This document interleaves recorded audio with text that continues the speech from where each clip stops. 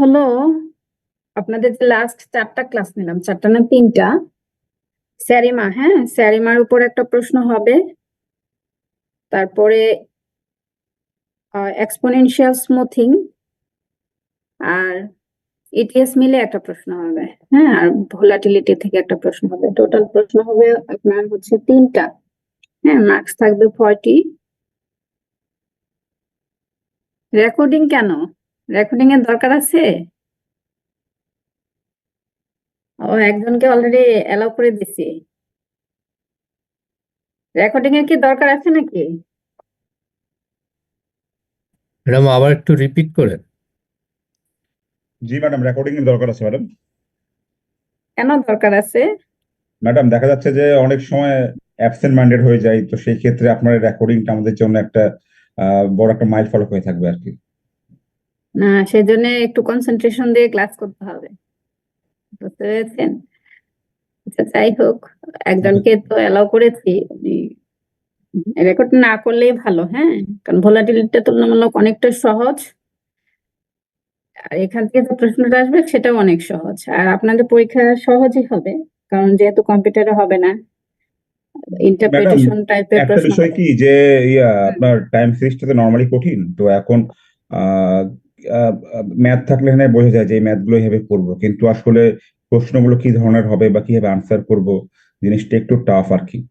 মানে না চাপ কিছুই না, আপনার হচ্ছে 3 সেট প্রশ্ন হবে, হ্যাঁ 3 সেট হুম, প্রশ্ন হচ্ছে প্রতিটা সেটেই তো আপনার এবিসি এইরকম 3টা প্রশ্ন থাকবে, যে প্রথম প্রশ্নটা ডেফিনিশন টাইপ হবে, সেকেন্ড প্রশ্নটা এক্সপ্লানেশন টাইপ হবে এবং থার্ড প্রশ্নটা ইন্টারপ্রিটেশন হবে। হ্যাঁ ডেফিনেশন, এক্সপ্লেনেশন, ইন্টারপ্রিটেশন না? হ্যাঁ এই টাইপ প্রশ্ন হবে। তো প্রশ্নের মান থাকবে আপনার 15, 10 এরকম করে, কঠিন আচ্ছা। হবে না। হ্যাঁ আপনাদেরকে তো প্রশ্ন আমি দেখিয়েছি, ওই টাইপ প্রশ্নই হবে, যেগুলো করিয়েছি, যে ইগুলো দিয়েছি প্রবলেম গুলো হুম। প্র্যাকটিক্যাল, তো ওই ডেটাটাই জাস্ট হচ্ছে আমি চেঞ্জ করে দিব, আপনারা ইন্টারপ্রেট করবেন এই আর কি। এটা হচ্ছে মানে কোন একটা প্রশ্নের সি নাম্বার কোশ্চেনটা থাকবে, তো সি নাম্বার কোশ্চেনের মার্কসটাও একটু তুলনামূলক বেশি থাকবে। হ্যাঁ এই ইন্টারপ্রিটেশনে হচ্ছে মানে ডিপলি লিখতে হবে এবং হচ্ছে মার্ক বেশি। হ্যাঁ হ্যাঁ হ্যাঁ, ধরেন 50% অ্যান্সার মার্কস থাকবে, 50% মার্কস থাকবে শুধুমাত্র সি নাম্বার কোশ্চেনে। 3 সেট কোশ্চেন হবে, 3 সেটের বাইরে কোশ্চেন করব না, টাইম থাকবে হয়তো বা 2 ঘন্টা। আচ্ছা, আরেকটা বিষয় ম্যাডাম, আপনার যে যেটা সেরিমে মডেলের ক্ষেত্রে আপনার ওই যে ম্যাথমেটিক্যাল যে মডেলটা লিখতে হইতো, হ্যাঁ, তো এই মডেলটা আসলে বুঝতেছি না, আসলে মডেলটা কিভাবে লিখবো সেরিমার ক্ষেত্রে। স্যারিমা, হ্যাঁ, একটু স্যারিমার স্যারিমার মডেলটা কিন্তু আমি পরের ক্লাসে ক্লিয়ার করে দিছিলাম। আহ, তো তখন তো পড়ি নাই আপনার ম্যাডাম। এই মডেল, আমি এই টাইপ মডেলে লিখতে হবে, হ্যাঁ আপনাদের যে এরকম একটা ম্যাথমেটিক্যাল মডেল আছে, এটা লিখতে হবে না। এখানে যে লেখা ম্যাথমেটিক্যাল মডেল অফ স্যারিমা, এই মডেলটা আপনাদের লিখতে হবে না। আচ্ছা। হ্যাঁ হুম। শুধুমাত্র হচ্ছে আপনাদের এরকম করে মডেল ডিফাইন করে দিতে হবে, যে আপনি যে একটা ডেটা, মানে আপনার তো ওই আউটপুট দিয়েই দেওয়া থাকবে, ওই আউটপুট থেকে আপনি জাস্ট ডিফাইন করবেন যে আপনার মডেলটা কেমন হবে আসলে, এই টাইপ। মানে সিজনাল ভ্যারিয়েশনটা দেখাইতে হবে, ছোট পি কি ডিউ আর বড় পিডি কিউ, এটাই তো? হ্যাঁ হ্যাঁ হ্যাঁ হ্যাঁ, আমি হয়তো বা না, গ্রাফ দিয়ে দিব, ওই এসিএফ পিএসিএফ এর গ্রাফ দিয়ে দিব, গ্রাফ থেকে বলবো যে আপনি এখান থেকে মডেলটা ডিফাইন করেন এবং লিখেন। আচ্ছা, হ্যাঁ কিন্তু ডিফাইন ম্যাডাম করা বলতে হচ্ছে এটা কি এটা কি স্যারিমার মডেল, ম্যাথমেটিক্যাল মডেল যে এটাই থ্রি? ম্যাথমেটিক্যাল, আপনাদেরকে এটাই লিখতে হবে ম্যাথমেটিক্যাল মডেল, যদি আমি লিখতে বলি এটাই, জাস্ট আচ্ছা, এটাই লিখতে হবে, কারণ এটা তাহলে বুঝছি আপনারা ম্যাডাম। লিখতে পারবেন না, আমি নিজেও এটা আপনাদেরকে শিখাইনি। হ্যাঁ আচ্ছা, ঠিক আছে শিখাইনি ম্যাডাম। বলতে হচ্ছে ওইখানের এই যে এখানে যে ইগুলো আছে, যে হ্যাঁ, এখানে স্মল পি যে ডেরিমার পার্ট, হ্যাঁ, স্মল পি ডি কিউ, হ্যাঁ। তো এটার পার্ট হচ্ছে এই যে এইটুকু নন সিজনাল সাই জেড যেটা, হ্যাঁ, হ্যাঁ ক্যাপিটাল সাইজ এটা হচ্ছে আপনার হুম। সিজনালের পার্ট। তো এই দুটো পার্ট লিখে আবার মাল্টিপ্লিকেশন করতে হবে, তো ওইটা হচ্ছে আপনারা পারবেন না। হ্যাঁ অনেক কঠিন মনে ওইটা হচ্ছিল ওটা ম্যাডাম, এটা করতে গিয়ে। ওটা ওটা আমি দিব না, ঠিক আছে? ছোট ঠিক ছোট আছে ম্যাডাম। প্রশ্নই হবে। আর আপনাকে যখন হচ্ছে রেজাল্টটা দিয়ে দেওয়া হবে যে আপনি ওই মডেলটা লিখলেন, সাপোজ দেখেন এই প্রথম মডেলটা বা দ্বিতীয় মডেলটার দিকে খেয়াল করেন, এটা একটা স্যারিমা মডেল। তো এই হুম। মডেলটা কিন্তু দুই ভাবে লিখতে হবে, একটা হচ্ছে এরিমার জন্য আর একটা হচ্ছে স্যারিমার জন্য। এখানে দেখেন নিচের ওয়াইটিটা কিন্তু লেখা হয়েছে স্যারিমার জন্য, জি ম্যাডাম, আর ইয়াটা গুম এই হয়ে গেছে মডেলটাতে এখানে। এরিমাটা নাই, কারণ এরিমার হচ্ছে সবগুলো জিরো। স্মল পি, কিউ এবং ডি সবই কিন্তু জিরো দেখাচ্ছে। জি ম্যাডাম। আপনাকে এইভাবে ডিফাইন করে লিখতে হবে এস্টিমেটেড মডেলটা। এটা কি কম্বাইন করা দরকার আছে ম্যাডাম? না, কম্বাইন করে দরকার নেই, কম্বাইন করলেই মাল্টিপ্লিকেশন করতে হবে, কম্বাইন মডেলটা আমি চাবো না। হ্যাঁ, ঠিক আছে আপনার ম্যাডাম। যদি এরকম দেয়া থাকে, সাপোজ উপরের টুকু এখানে ছিল 201, হুম। এখানে লিখার একটা ই ছিল, অনেকদিন ধরে জুমে ক্লাস নেই না, তো তো আমি নিজেও অনেকটা ভুলে গেছি, এটা মনে হয় করলাম। তো যাই হোক, এখানে আপনার দিলেন না এই যে 201, হুম। হুম। তো এই 201টা আছে, এটার সাথে এটা মিলে যাচ্ছে। তো আপনি সাপোজ ধরেন এখানে ধরেন উম, এখানে ধরেন 1 ধরেন, আর এখানে 1, ঠিক আছে? তাহলে এটা কি হতো, শুধু এই টুটা, পার্টটা থাকবে আর আচ্ছা এই তো পার্টটা এই থাকবে, পার্টটা থাকবে, মাঝখানে টুটা থাকবে না ম্যাডাম। আর হ্যাঁ। এটা থাকবে না। জি ম্যাডাম। এটা হবে আপনার ইয়ারিমা মডেল। আর শেরিমা মডেল গুলার দেখেন, একটু খেয়াল করে দেখেন, কিন্তু 7 লিখছে, হ্যাঁ। 14 লিখছে, কেন লিখছে এটা একটু বলেন তো? এটা এটা ওই যে লিখছে আপনার যে হচ্ছে, সিজনালের যে ইয়েটা পিরিয়ডটা সেটার সাথে মাল্টিপ্লাই গুণ হ্যাঁ হয়ে গেছে ম্যাডাম। হ্যাঁ, এখানে কিন্তু জি। 7 জাস্ট দেওয়ার জন্য দিছে, কিন্তু আপনার কিন্তু 7 আসবে না, আপনার হয়তো বা আসবে কোয়ার্টারে 4, মান্থলি 12, এরকম। হ্যাঁ 12 আসতে পারে। হুম। হ্যাঁ, তো এরকম থাকলে আপনার এইভাবে লিখতে হবে। জি এখানে ম্যাডাম। 2 দিয়েছে, যেহেতু 2, তার মানে প্রথমটা 7 হবে, দ্বিতীয়টা 14 14 হবে হবে। ম্যাডাম। হুম। এই আর কি, এইভাবেই হচ্ছে আপনি মডেলটা লিখবেন, এবং মডেলের কফিসিয়েন্ট কিন্তু দেওয়া থাকবে, A7 এর ভ্যালু কত এটা আপনার দেওয়া থাকবে। আপনার এখানে পরের লাইনে A7 এর ভ্যালু গুলো লিখতে হবে। হ্যাঁ, লিখে ইন্টারপ্রেট করতে হবে যে A7টা আসলে কি ডিফাইন করছে। বুঝতে পেরেছেন? এটাই এই প্রশ্নটাই আসবে। হ্যাঁ, এখানে এটা তো পুরোটাই করা আপনার ইয়ার প্যাসেঞ্জার ডাটার জন্য, অন্য একটা ডেটার জন্য আমি দিব আর কি। এটা হচ্ছে সি নাম্বার কোশ্চেন থাকবে, এবং এখানে মার্কস হয়তো বা 5 থাকবে, ঠিক ম্যাডাম, আছে? ম্যাডাম হ্যাঁ অপশন বল। থাকবে না? না, কোনো অপশন থাকবে না, 3টা প্রশ্ন একটু সব অপশনটা দিলে ভালো হতো ম্যাডাম। না, অপশন থাকবে না, অপশন থাকার আসলে নিয়ম নাই। আমি জানি না অনেকে দেয় কিনা, কিন্তু আমি দিব না আর কি, কারণ আমি পড়াইছি তো আপনাদের 3টা চ্যাপ্টার, এর মধ্যে আসলে অপশন দিয়ে প্রশ্ন করলে আমাকে 4টা প্রশ্ন করতে হবে, ওরকম আসলে স্ট্যান্ডার্ড প্রশ্ন করাটা ডিফিকাল্ট হয়ে যাবে। ম্যাডাম, হ্যাঁ হ্যাঁ বলেন। এখানে এরিমা এবং সেরিমা দুইটা মডেলই আমরা দেখতে পাইতেছি যে ডিফারেন্সের ভ্যালুটা 0 ম্যাডাম। তো যদি কোনো ক্ষেত্রে ডিফারেন্সের ভ্যালু 1 হয়, সেক্ষেত্রে মডেলটাতে কি চেঞ্জ আসতো একটু বলতে পারবেন? না, মডেলটাতে কোনো চেঞ্জ আসবে না। হ্যাঁ, ডি এর ভ্যালুর জন্য মডেলে কোনো চেঞ্জ নাই, এটা জাস্ট এরিমা সেরিমা, এটা দেখেই বোঝা যাচ্ছে যে এই ডেটাটা হচ্ছে নন স্টেশনারি ছিল, ঠিক জি। আছে? হুম। এই আর কি। তবে যদিও এখানে জিরো, দ্যাট মিনস ডেটাটা স্টেশনারি, মানে এগুলো তো নেওয়া হয়েছে জাস্ট ইয়ে থেকে, কি বলে, অনলাইন থেকে নেওয়া হয়েছে, যা ধরুন এখানে মডেলটা দেওয়া হয়ে গেছে, কিন্তু বাস্তবে রিয়ালিটিতে আপনার ইয়ারিমা স্যারিমাতে কখনোই ডি জিরো আসবে না। D G. যদি জিরো চলে আসে তাহলে সেগুলা এ আর এম এ আরমা পর্যন্তই থেকে যাবে। হ্যাঁ, জি। আমি যে ইটা দিব সেখানে হচ্ছে এই মডেলটা আপনার স্যারিমাই থাকবে, মানে স্যারিমা থেকে ডিরেক্টলি প্রশ্ন করা হবে, এখানে আর এরিমা পর্যন্ত কোনো প্রশ্নই হবে না, ঠিক আছে? সিজনালিটিও থাকবে, এবং একই সাথে সেটা নন স্টেশনারি থাকবে, ঠিক আছে? ঠিক আছে ম্যাডাম। এবং বলেও দেওয়া থাকবে যে আপনার হচ্ছে কতবার ডিফারেন্স নেওয়ার পরে সেটা স্টেশনারি হয়েছে, মানে আপনাদের কাজটুকু আমি ডিরেক্টলি করে দিব, জাস্ট হচ্ছে আপনারা ইন্টারপ্রেট করবেন, এই আর কি, কারণ আপনারা তো কাজ করতেই পারেন, তাই না? আচ্ছা, আরো একটা বিষয় ম্যাডাম, আপনি আপনার ক্লাসে একাই কি এআইসি আর বিআইসি এর কথা বলছিলেন ম্যাডাম, তো সেই ক্ষেত্রে কি আপনি মডেল কি 3টা দিয়ে দিবেন যে কোনটা আমাদেরকে এভালুয়েট করতে হবে, কোন মডেলটা ভালো হবে, এই ধরনের কোনো কিছু সেটা থাকবে হয়তো কি? বা দিয়ে দিতে পারি, এখনো তো আমি প্রশ্ন করিনি, প্রশ্ন করলে আসলে মাথায় আসে যে কি ধরনের প্রশ্ন করা যায়, হয়তো বা আসতে পারে মডেল সিলেকশনে, যে 3টা মডেল বা 5টা মডেল দিয়ে দিলাম, এর মধ্যে কোন মডেলটা ভালো, কোন মডেলটা বেস্ট, আপনি সিলেক্ট করেন। এখানে আসতে পারে। এআইসি বিআইসি ছাড়া কোন কোন ক্রাইটেরিয়ার উপর ফলো আপ করবো না, ম্যাডাম? অন্য কোনো ক্রাইটেরিয়া ফলো করব না। যদি আসি এআইসি বিআইসি আসবে, আর আরেকটা আসতে পারে ওই যে বিভিন্ন ধরনের এরর দিয়ে দেওয়া থাকতে পারে, মিন সাম আচ্ছা। স্কোয়ার এরর অথবা অন্য অ্যাবসলিউট এরর, এগুলো এরর দেওয়া থাকতে পারে। এরর দিয়ে যদি দিয়ে দিই তাহলে আপনি বুঝবেন যে যার এরর কম, এবং এআইসি বিআইসির ভ্যালু সেম, যেটা কম সেই মডেলটাই মূলত ভালো। এখানে মনে করেন যে আপনার আমার তিনটা এরর আপনি দিয়ে দিলেন, আমি কোন এররটাকে ফার্স্টলি কনসিডার করবো, কোনটাকে সেকেন্ডলি কনসিডার করবো? ওই যে যেগুলো যেটা ছোট, যে এররটা ছোট একটা এররই দেওয়া থাকবে, যদি ওরকম দেওয়া থাকে ওকে। একটা এররই দেওয়া থাকবে। বা এটার একটা এক্সপ্লানেশন কিন্তু আমি বলছিলাম লাস্ট ক্লাসে যখন ওই যে ইটিএস পড়লাম, যে দেখেন 3টা এরর দেওয়া আছে, এর মধ্যে কোন এরর গুলার মধ্যে আপনার কনসিস্টেন্সি বেশি, তো সেই এররটা হচ্ছে আপনাকে কনসিডার করতে হবে। কনসিস্টেন্সি দ্যাট মিনস তারা খুব ক্লোজ। যেমন আমরা দেখেছিলাম না, আপনাদের মনে পড়ে তো ওই যে মিনি ট্যাব বা ই ভিউসে যখন করলাম, হ্যাঁ যে ম্যাডাম। একটি গ্রাফে 3টা ই দেখাচ্ছে। হুম হুম। আপনার এইটা যেটা ই নিয়ে তো আর কোনো কথা নাই, তাই না?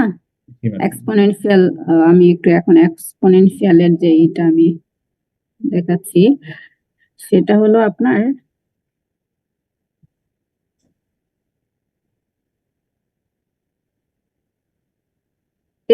এই যেমন আপনার এই যে একুরেসি মেজারের তিনটা এরর দেওয়া আছে। এখানে লাস্ট ক্লাসে আমরা বলেছিলাম যে এই এরর গুলোর মধ্যে যে এররটা হচ্ছে আপনার কনসিস্টেন্সি, দেখেন মিন অ্যাবসোলুট পার এরর যেটা এখানের এটা 13.59, আবার এখানে এটা 3.967, আরেকটা কোথায় গেল, একটা সামনে আছে মনে হয়। যাই হোক, এইগুলোর মধ্যে কোনটাতে হচ্ছে আপনার ভেরিয়েশন কম, এটা আপনি চেক করবেন। ঠিক আছে, কোনটাতে আপনার ভেরিয়েশন কম, যেমন এটাতে 11.45। সিমিলার এম এ ডি যেটা মিন অ্যাবসলিউট ডেভিয়েশন, এটাতে কি ভেরিয়েশন কম? হুম। তো আপনাকে একটু হচ্ছে দেখতে হবে, হ্যাঁ, যে আসলে কোনটার ভেরিয়েশন কম। এবার হয়তো বা আমি একটাই দিতে পারি। ঠিক আছে, এই তো গেল। আর আজকে তো আমরা পড়বো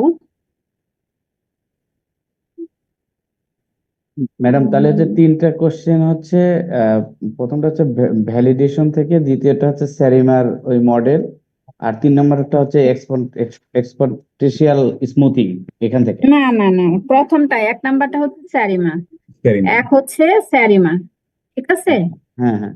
1 হলো স্যারিমা, আর আমি সম্পূর্ণটা লিখছি না, আপনারা বুঝতে পারছেন। হ্যাঁ। ঠিক আছে, আর 2 নাম্বার হচ্ছে আপনার এক্সপোনেনশিয়াল। এক্সপোনেনশিয়াল এবং এক্সপোনেনশিয়াল স্মুথিং এর কম্বিনেশন। সুতরাং এই প্রশ্নটা একটু বড় হবে এবং এটার মার্কস 20 থাকতে পারে। ঠিক আছে, ইটিএস প্লাস এক্সপোনেনশিয়াল স্মুথিং, এটার মার্কস হচ্ছে আপনার এখানে 20 থাকতে পারে। আর 3 নাম্বার হচ্ছে আপনার আজকে যে পড়াবো ভোলাটিলিটি, এখন মনে হয় আমাদের ভোলাটিলিটিতে চলে যাওয়া উচিত। হ্যাঁ, ভোলাটিলিটি আজকে পড়াবো ভোলাটিলিটি। ঠিক আছে, তো এই 3টা প্রশ্ন থাকবে, প্রথমটাতে 10 থাকবে, দ্বিতীয়টাতেও 10 থাকবে, এবং দ্বিতীয়টাতে 20 থাকতে পারে, অথবা 15 করে থাকতে পারে। ম্যাডাম আমরা ইপিএস থেকে আসলে কি ধরনের প্রিপারেশন নিব একটু কি বলবেন? স্যারিমাটা ইতিহাস বুঝলাম। থেকে, হ্যাঁ। আচ্ছা এটাই করে কিভাবে, আমি তো সব ভুলে গেছি অনেক দিন পরে। এটা মুছে কিভাবে বলেন তো, কোথায় মোছার অপশন আছে?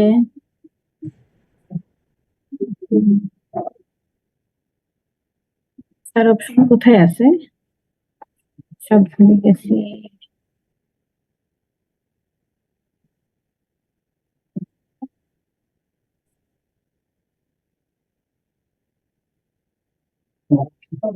মোছার অপশন কোথায় আছে, আপনারা কি দেখতে পাচ্ছেন? ম্যাডাম দেখতে পাচ্ছি, বিষয়টা জানা নাই তো ম্যাডাম আসলে কোথায় আছে। কোথায় আছে? এটা এখানেই আছে। ম্যাডাম এই যে মোরে গিয়ে মোর হোয়াইট হোয়াইট বোর্ডে ওখানে কাজ করে কিনা আমি মরে গিয়ে হ্যাঁ হোয়াইট বোর্ড আপনার এখান থেকে। হুম,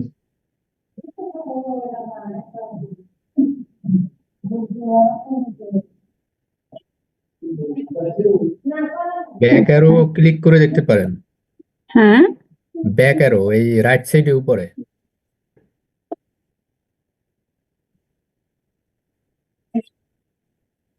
রাইট সাইডের উপরে। লেফট সাইডে উপরে একদম ওই যে ব্যাক অ্যারো আছে একটা, এটা ক্লিক করে দেখতে পারেন। হুম, যে হোমের উপরে যে ব্যাক অ্যারোটা, এটা ক্লিক করে দেখতে পারেন। এটা হ্যাঁ, এটা না, এখানে আছে কোথাও, আমি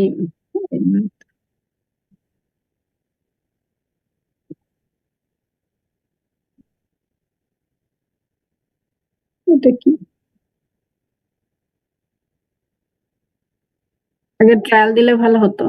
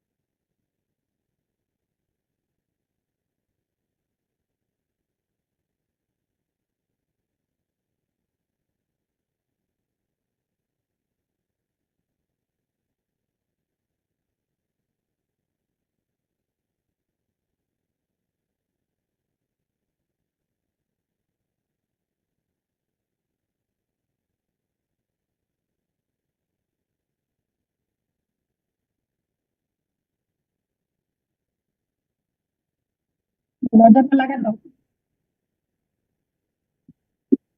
আপনারা পেয়েছেন? এখন পেয়েছি।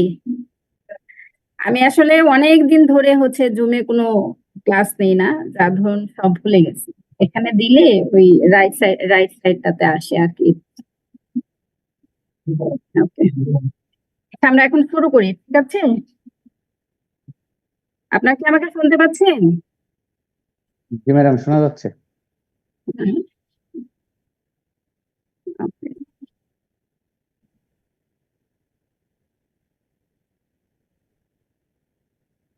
কাজ করে না নাকি কি সমস্যা?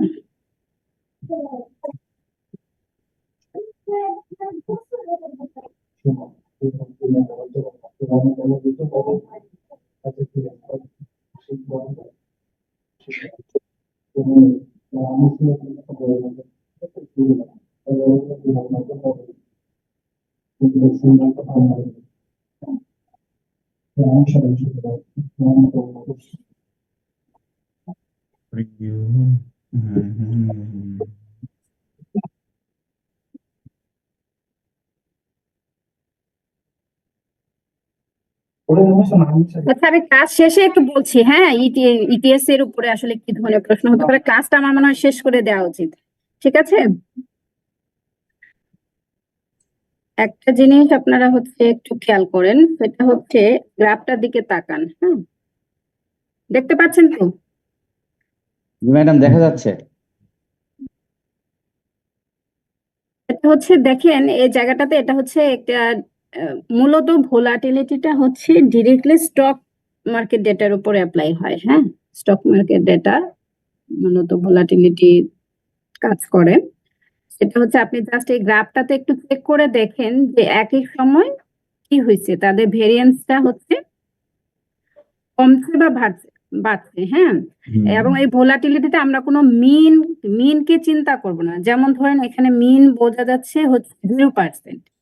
মিন নিয়ে আমরা কোনো কাজ করব না, যেটা হচ্ছে আমরা এরিমা পর্যন্ত বা বলতে পারেন স্যারিমা পর্যন্ত আমরা কিন্তু মিনকে কনসিডার করছি, যে মিন যদি কনস্ট্যান্ট হয়ে যায়, 0 হয়ে যায়, তাহলে আমরা ধরে নিতাম যে আমাদের ডাটাটা স্টেশনারি হয়ে গেছে। হ্যাঁ, তো এই জায়গাটাতে আপনার স্টেশনারি নন স্টেশনারি প্রশ্ন আসবে না, কিন্তু প্রশ্নটা আসবে হচ্ছে যে ভ্যারিয়েন্স, আমার বর্তমান ভেরিয়েন্স অথবা ফিউচার ভেরিয়েন্স সেটা হচ্ছে আমার পাস্ট ভেরিয়েন্সের উপর ডিপেন্ড করছে কিনা।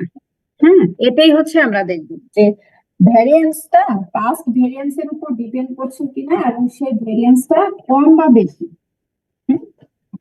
যদি বেশি হয় দ্যাট মিন্স হচ্ছে ভোলাটিলিটি এক্সিস্ট করছে, যদি কম হয় তো ভোলাটিলিটি এক্সিস্ট করছে না বা 0 হলে ভোলাটিলিটি নেই। কনসেপ্টে এরকম যে ভোলাটিলিটির ডেফিনেশনটা এখানে দেওয়া আছে যে ফ্লাকচুয়েশন। ভোলাটিলিটি হচ্ছে ফ্লাকচুয়েশন, একটা আপনার যে ক্লোজিং প্রাইস হয় কি বলে স্টক মার্কেটে বিভিন্ন কোম্পানির ক্লোজিং প্রাইস, এই ক্লোজিং প্রাইসটা হচ্ছে হঠাৎ করে কমছে, হঠাৎ করে বাড়ছে। তার মানে কি মার্কেটটাতে এক ধরনের অস্থিরতা বিরাজ করছে, টাকার ভ্যালুটা কমছে বাড়ছে, তো এরকমটা দেখাচ্ছে। হ্যাঁ, এটাই হচ্ছে ভোলাটিলিটি। তো আমাদের বাস্তবিক প্রেক্ষাপটে আমাদের কাজ হলো, আমাদের কাজ না মানে আমরা চাই যে এই ভোলাটিলিটিটা যত কম হবে তত আমাদের জন্য ভালো। আপনি যদি বাংলাদেশের এই যে অর্থনৈতিক ব্যবস্থাটাকে চিন্তা করেন, এটা কিন্তু হাই ভোলাটাইল। বা বর্তমান স্টক মার্কেট ডেটা কেমন আমি জানি না, অবশ্য স্টক মার্কেটের ডেটা কি অবস্থা। তো এই আমার মনে হয় ভোলাটিলিটি আছে বর্তমান স্টক মার্কেট ডেটা। তো তাহলে ভোলাটিলিটি কি দাঁড়াইলো বলেন তো দেখি? ভোলাটিলিটি ফ্লাকচুয়েশন ম্যাডাম, দাঁড়াইলো হচ্ছে জাস্ট প্রাইসের ফ্লাকচুয়েশন ফ্লাকচুয়েশন, ক্লোজিং অনেক বেশি। প্রাইসের ফ্লাকচুয়েশন। এটা হওয়ার কথা হচ্ছে একটা কনস্ট্যান্ট না, মানে কনসিস্টেন্সি কনসিস্টেন্ট। থাকবে, তাদের মধ্যে ভেরিয়েন্সটা যত কম হবে তত ভালো। তো এই ভেরিয়েন্সটা যদি হঠাৎ করে কমে বা বাড়ে, তখনই আমাদের ধরে নিতে হবে যে এই মার্কেটে ভোলাটিলিটি আছে। এবং তারপরে আমাদের নেক্সট কাজ হচ্ছে যে ভোলাটিলিটি যে আছে এটা হচ্ছে আমরা জাস্ট গ্রাফ দেখে বলে দিতে পারবো যে হ্যাঁ ভোলাটিলিটি আছে, কিন্তু এই ভোলাটিলিটি মেজার করারও বিভিন্ন ধরনের পদ্ধতি আছে। হ্যাঁ, তো ওই পদ্ধতিগুলোই হচ্ছে আজকে আমরা দেখব এবং একটা সাথে হচ্ছে একটা প্র্যাকটিক্যালও করব। হ্যাঁ, প্রথমেই বলছে যে এর মেথড গুলো, ভোলাটিলিটি মেজার করার অনেকগুলো মেথড আছে। হ্যাঁ, এখানে আমি ইন্ডিভিজুয়ালি কেন লিখি নাই আমি জানি না, যাই হোক আমি বলছি। একটা হচ্ছে আর্টস মডেল, এখানে দেখতে পাচ্ছেন উপরে দেওয়া হচ্ছে আর্টস মডেল। হ্যাঁ, আর্টস। 2 নাম্বার হচ্ছে গার্ডস, এটা একটা মডেল আর্টস। আর্টস হচ্ছে অটো রিগ্রেসিভ কন্ডিশনাল হেটারোসিডাস্টিসিটি। আপনারা ইকোনোমেট্রিক্স কি পড়েছেন? ইকোনোমেট্রিক্স যদি না পড়ে থাকেন আমি একটু বলি। না, পড়ি নাই ম্যাডাম ইকোনোমেট্রিক্স। তাহলে যদি না পড়ে থাকেন তা আমি একটু বলছি, সেটা হচ্ছে হেটারোসিডাস্টি মানে হচ্ছে ভ্যারিয়েন্স। হ্যাঁ, হেটারোসিডাস্টিসিটি এটা হচ্ছে ভ্যারিয়েন্সটা ভ্যারি করবে। আপনার এই যে টাইম সিরিজ ডাটা 1 ইয়ার টু নেক্সট ইয়ার, এখানে যে ডাটাগুলোর মধ্যে ভ্যারিয়েশন, এই ভ্যারিয়েশনটাই এই ভ্যারি করবে, ভ্যারিয়েন্সটা ভ্যারি করবে। ঠিক আছে, এর আগ পর্যন্ত আমরা পড়েছি সারিমা পর্যন্ত মিনটা ভেরি করবে এবং একই সাথে ভ্যারিয়েন্সও ভেরি করবে, কিন্তু এই মডেলগুলোতে জাস্ট ভ্যারিয়েন্স ভ্যারি করবে। হ্যাঁ, এটা। আর গার্ডস হচ্ছে জেনারেলাইজড, আর বাকিটুকু same, generalised autoregressive conditional heteroscedasticity. আমি এগুলা ডিটেলস পরে বলতেছি। নেক্সট হচ্ছে আমরা যেটা এটা জেনারেলাইজড, তারপরে হচ্ছে আমাদের আরেকটা মডেল আছে ই গার্ডস। হ্যাঁ, আরেকটা মডেল আছে ই গার্ডস। ই গার্ডস মানে হচ্ছে এক্সপোনেনশিয়াল অটো রিগ্রেসিভ কন্ডিশনাল হেটারোসিডাসটিস, এটা আমি ডিটেইলস করে বলছি। হ্যাঁ, তো এইগুলা মডেল। আরেকটা মডেল আছে threshold. Threshold autoregressive conditional heteroscedasticity, তার মানে প্রত্যেকটা মডেলের মধ্যে আপনি দেখেন গার্ডস একটা ইফেক্ট আছে, আর্টস একটা ইফেক্ট আছে। সর্বপ্রথম থাকবে কি আর্টস, দেন হতে পারে গার্ডস, তারপরে হতে পারে ই গার্ডস, এবং লাস্ট হতে পারে ই গার্ডস। ঠিক আছে। তার মানে হচ্ছে আপনাদের কয়টা মডেল হলো? না, 5টা মডেল হলো। এই 5টা মডেলের মধ্যে যে কোনো একটা মডেল হতে পারে। এখন আপনার ডাটাটা চেক করতে হবে, চেক করে দেখতে হবে যে হচ্ছে এই হচ্ছে চেক করার প্রসেস। প্রথমত আপনি দেখবেন চেক করে এটা স্টেশনারি বা নন স্টেশনারি কিনা, হলে স্টেশনারিতে কনভার্ট করে নিতে হবে। দেন হচ্ছে চেক করতে হবে যে আমাদের ম্যাডাম আপনার কথা বোঝা যাচ্ছে না। আমার কথা বোঝা যাচ্ছে না? ম্যাডাম লাইনে প্রবলেম, আমরা শুনতে পাচ্ছি না আপনাকে। ম্যাডাম কেটে কেটে আসতেছে কথা। আসলে আমার বাসার একটা প্রবলেম আছে। তাহলে মোটর ছাড়ছে আমি দেখে আসি তো।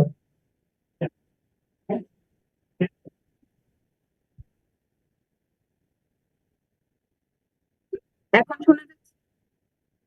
না ম্যাম, শোনা যাচ্ছে না? এখন একটু একটু ক্লিয়ার।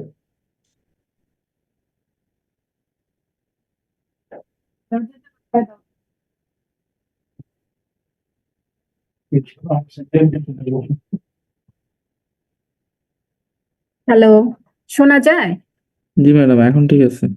আচ্ছা আচ্ছা, ঠিক। আপনারা মডেল গুলো দেখলেন।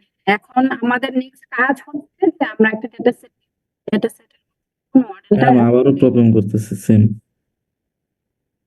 মনে হচ্ছে হেডফোনে কোনো ইস্যু ম্যাডাম।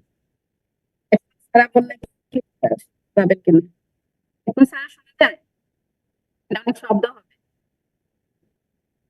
এখন সারা শোনা যায়? না ম্যাম, একই সমস্যা হচ্ছে। একই সমস্যা, তো আমি কি করতে পারি বলেন? এখন ঠিক আছে, আবার এখন ঠিক আছে।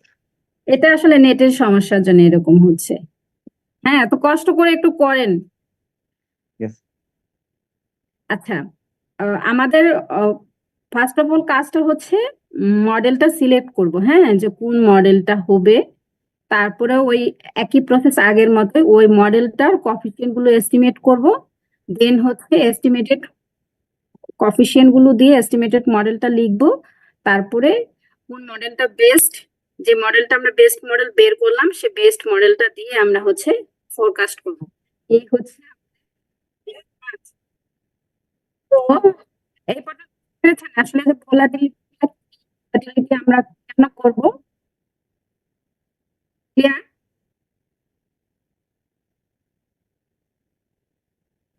ম্যাডাম খুব বেশি নেটওয়ার্ক সমস্যা হচ্ছে, আসলে ঠিক মতো কথাগুলো বোঝা যাচ্ছে না। একটু কষ্ট করে শুনেন, কারণ এই মুহূর্তে আসলে কিছু করেন নাই। মোবাইল হ্যাঁ, ঠিক। ডাটাটাও আমার বাসায় একদম কাজ করে না। একটু ম্যাডাম, কষ্ট করে শুনতে হবে আর কি। হ্যাঁ, ম্যাডাম আপনি যে 5টা মডেল বললেন, এই 5টা মডেল থেকে তো আপনার গ্রাফ দিবেন। গ্রাফ দিলে আমাদের এই একইভাবে এক্সপ্লেনেশন করতে হবে। হ্যাঁ। এখন আমরা মেন ইস্যুতে চলে যাই। প্রথমে আমি বলে নিচ্ছি যে আমাদের আর্টস বা গার্ডস প্রত্যেকটা মডেলই আসলে ভেরিয়েন্স, তার প্রিভিয়াস ভেরিয়েন্সের উপর কি করবে, ডিপেন্ড করবে। হ্যাঁ, তো এই হচ্ছে পারপাস। আমরা স্টক মার্কেট ডাটার জন্য এটা অ্যাপ্লাই করব, অ্যানালাইজ করব এন্ড দেন ফরকাস্ট করব। হ্যাঁ, তো আমাদের এই মডেলগুলো, ভোলাটিলিটির বিভিন্ন মডেলগুলো মূলত একটা ভেরিয়েন্স মডেল নামে পরিচিত, কারণ আমরা জাস্ট ভেরিয়েন্সকে চেক করে দেখবো, এখানে মিন আমাদের ইস্যু না। হ্যাঁ, আমি তাড়াতাড়ি ক্লাসটা শেষ করে দিই তাহলে। ভোলাটিলিটি আপনি আসলে কিভাবে চেক করবেন? ভোলাটিলিটি চেক করতে গিয়ে আপনাকে রিটার্ন ক্যালকুলেট করে নিতে হবে। প্রথমত রিটার্ন ক্যালকুলেট করে নিতে হবে। হ্যাঁ, নেক্সট হচ্ছে আমাদের ভেরিয়েন্সটা দেখতে হবে। তো রিটার্নটা আপনারা কিভাবে পাবেন? রিটার্ন হচ্ছে আপনি সাপোজ একটা নিলেন, কি বলে একটা কোম্পানি নিলেন, ওই কোম্পানির আপনার ক্লোজিং প্রাইস, ধরেন জাস্ট থার্সডে, হ্যাঁ, বৃহস্পতিবারের ক্লোজিং প্রাইস এটা হবে পিটি, আর পিটি মাইনাস ওয়ানটা হবে ওয়েনসডে, হ্যাঁ, ওয়েনসডে ক্লোজিং প্রাইস। তো রিটার্নটা জাস্ট দুটো ক্লোজিং প্রাইস দিয়ে এভাবে হচ্ছে কি করবেন, ক্যালকুলেট করবেন, এবং এই রিটার্নটা আমার প্রতিটা মডেলে কি ক্যালকুলেট করতে লাগবে, হ্যাঁ। এবং ভোলাটিলিটির দেন হচ্ছে আমরা দেখব যে ভেরিয়েন্সটা আছে কিনা, হ্যাঁ, ভেরিয়েন্স ডেফিনেটলি থাকবে, ভেরিয়েন্স না থাকলে আমরা এই ভোলাটিলিটি মডেল ইউজ করারই আমাদের কোনো দরকার নেই, হ্যাঁ। জাস্ট গ্রাফটা, যেমন এই যে এই গ্রাফটা আমরা দেখে বুঝলাম যে হ্যাঁ আমাদের ডাটাতে ভেরিয়েন্স আছে, সুতরাং আমরা হচ্ছে ভোলাটিলিটিটা কি চেক করতে পারবো, এই আর কি। এখন আমরা চলে যাই যে অটো রিগ্রেসিভ কন্ডিশনাল হেটারোসিডাস্টিসিটি, মানে আর্টস মডেল, যেটা আমাদের ফার্স্ট মডেল। এটা দুটো ওয়ে হতে পারে, একটা হচ্ছে কন্ডিশনাল ভোলাটিলিটি আর একটা হচ্ছে আনকন্ডিশনাল ভোলাটিলিটি। এখন কন্ডিশনাল মানে হচ্ছে আপনারা প্রবাবিলিটিতে কিন্তু এই জিনিসটা নিয়ে আপনাদের কনসেপ্ট আছে, তাই না? মানে আমার বর্তমানটা জাস্ট প্রিভিয়াস এর উপর ডিপেন্ড করছে, ইমিডিয়েট প্রিভিয়াস এর উপর ডিপেন্ড করছে। আর আনকন্ডিশনাল এর ক্ষেত্রে এরকম ইমিডিয়েট কোনো ওইরকম ধরাবাঁধা কোনো নিয়ম থাকবে না, হ্যাঁ, যে আমার জাস্ট ইমিডিয়েট এর উপরে ডিপেন্ড করবে, এই আর কি। তো এই হচ্ছে মডেল, আপনি জাস্ট এই মডেলটার ক্ষেত্রে আনকন্ডিশনাল, এটা কি ইন্ডিপেন্ডেন্ট হবে? ইন্ডিপেন্ডেন্ট না, সেও conditional, but say just immediate এর উপর ডিপেন্ড করবে না। মানে আপনার অনেকগুলো প্রিভিয়াস ডেটা থাকবে না, হুম হুম। এখন যে জাস্ট 2010টা 2009 এর উপরেই যে একদম ডিপেন্ড করবে সেরকম না, আচ্ছা, বুঝছি। তো সেও ডিপেন্ড করবে, উপরে লেখা আছে আর্টস কন্ডিশনাল হেটারোসিডাস্টিসিটি, তো ভোলাটিলিটি আনকন্ডিশনাল হবে এক্ষেত্রে। তো এটা আপনি কিভাবে বুঝবেন যে এই মডেলটা কি আর্টস হবে কিনা? যদি আপনি আপনার মডেলটা করে দেখেন, ফিট করে দেখেন, এবং ফিট করে যদি জাস্ট আলফা 0 আর আলফা 1 পান, আমি পরের মডেলগুলো দেখাচ্ছি, এই কফিসিয়েন্ট দেখে আপনি বুঝতে পারবেন যে আপনার কোন মডেলটা হচ্ছে, হ্যাঁ। আমি পরে প্র্যাকটিক্যালে দেখাচ্ছি। এখানে দেখেন জাস্ট এটা হচ্ছে আর্টস মডেল, হ্যাঁ। আপনার কন্ডিশনালটাই আমরা হচ্ছে মূলত কনসিডার করবো, আনকন্ডিশনালটা আমাদের মাথা ব্যথা নাই, হ্যাঁ। আনকন্ডিশনাল হতে পারে, কিন্তু আনকন্ডিশনাল নিয়ে আমরা চেক করবো না, আমরা জাস্ট কন্ডিশনালটা চেক করব। তো এইরকম যদি মডেলটা আসে, আপনার আলফা 0 ইন্ডিকেট করবে long run volatility, that means আপনার ভোলাটিলিটি আছে, কিন্তু এটার লেংদিনেস, যেটা লেংদিনেস বলতে আমি বোঝাচ্ছি যে অনেক লম্বা টাইম জুড়ে তাদের ভোলাটিলিটিটা এক্সিস্ট করছে, হ্যাঁ। আর আলফা 1 যেটা, এটা coefficient of arts effect, that means আপনার মডেলে কি আছে, অটো রিগ্রেসিভ কন্ডিশনাল হেটারোসিডাস্টিসিটি আছে, মানে আপনার বর্তমান বা ফিউচারটা ডিপেন্ড করতেছে তার প্রিভিয়াস ভ্যালুর ভ্যারিয়েন্সের উপর, ঠিক আছে। এবং এই ভ্যালুটা, এই আলফা 1 এর ভ্যালুটা যদি বেশি হয়, খুব বেশি হয়, দেখেন এখানে লেখা আছে, এখানে আলফা 1টা আমি লিখি নাই, জাস্ট যাই হোক, এদের ভ্যালু সবসময় 0 থেকে 1 এর মধ্যে হবে, হ্যাঁ। তো যত 1 এর কাছাকাছি হবে তত হচ্ছে ভোলাটিলিটি বেশি হবে, যদি 0 কাছাকাছি তত ভোলাটিলিটি কম। এবং এই আলফা 1 দ্বারা ভোলাটিলিটি পারসিস্টেন্সও বোঝায়, আমি ভোলাটিলিটি পারসিস্টেন্স একটু পরে বোঝাচ্ছি। এটুকু কি আপনারা ক্লিয়ার? মানে একটু সহজ ভোলাটিলিটি, জাস্ট হচ্ছে আপনার মডেলগুলো একটু লেখা শিখতে হবে, যে কোন মডেলটার ম্যাথমেটিক্যাল মডেলটা কেমন, এবং সেটা এস্টিমেট করার পরে জাস্ট বসায় দিবেন, এবং একটা মডেল থেকে আরেকটা মডেলের কিছুটা ভেরিয়েশন আছে। এই হলো আমাদের আর্টস মডেল, হ্যাঁ। দেন হচ্ছে গার্ডস মডেল। একটা জিনিস খেয়াল করেন, আর্টস মডেলে কিন্তু এইটুকু ছিল, জাস্ট এইটুকু ছিল, খেয়াল করেছেন কিনা? আর্টস মডেলে জাস্ট এইটুকু ছিল। এবং লেফট সাইডে আরেকটা জিনিস খেয়াল করেন, এখানে কিন্তু আমরা এরর দিয়েছি। এরর মানে কি? ভেরিয়েন্স, তাই না? এরর মানে ভেরিয়েন্স, আপনারা জানেন না? জানেন কিন্তু, কারণ এরর হচ্ছে আপনার অরিজিনাল ওয়াই আর এস্টিমেটেড ওয়াই এর একটা পার্থক্য। তার মানে আপনার এখানে কিন্তু আমরা এর আগে যত মডেলে পড়েছি আমাদের কিন্তু এইদিকে ওয়াই থাকে, এখন কিন্তু ওয়াই নাই, এখন কি আছে, লেফট সাইডে সবসময় ভেরিয়েন্স আছে, এবং এই ভেরিয়েন্সটা ডিপেন্ড করছে তার প্রিভিয়াস ভ্যারিয়েন্সের উপর, দেখছেন এটা টি -1, কিন্তু এই গার্ডসে গিয়ে কি হয়েছে দেখেন, গার্ডসে গিয়ে এটা একটা সিগমা, সিগমাটা কি, এটা একটা ভ্যারিয়েন্স, তাই না? ঠিক। এটা হচ্ছে এররের ভেরিয়েন্স, আর সিগমাটা কিসের ভেরিয়েন্স, আপনার ডেটার ভেরিয়েন্স, ডেটা সেটের ভেরিয়েন্স। দেখেন উপরে লেখা হচ্ছে যে গার্ডস মডেলটা কি বলছে, যে ফরকাস্টটা depend on weighted sum of past squared residuals, past squared residuals and past variance forecast। এই জিনিসটা Data খেয়াল data। করতে পেরেছেন কিনা? জি। এইটুকু হচ্ছে রেসিডুয়ালের ওয়েটেড, আর এইটুকু হচ্ছে ভ্যারিয়েন্সের। ভ্যারিয়েন্সের ফরকাস্ট। তার মানে গার্ডস আপনি যদি মডেলটা ফিট করে দেন, যদি এরকম হয় যে আপনার আলফা আসছে, আলফা নট আসছে, 1 আসছে এবং বিটা 1 আসছে, তাহলে আপনাকে ধরে নিতে হবে যে এই জায়গাটা, এই মডেলটা হবে গার্ডস মডেল। ঠিক আছে, এখন এই আলফা 1 ইন্ডিকেট করছে আপনার আগের মতোই আর্স ইফেক্ট, আর বিটা 1টা ইন্ডিকেট করছে গার্ডস ইফেক্ট।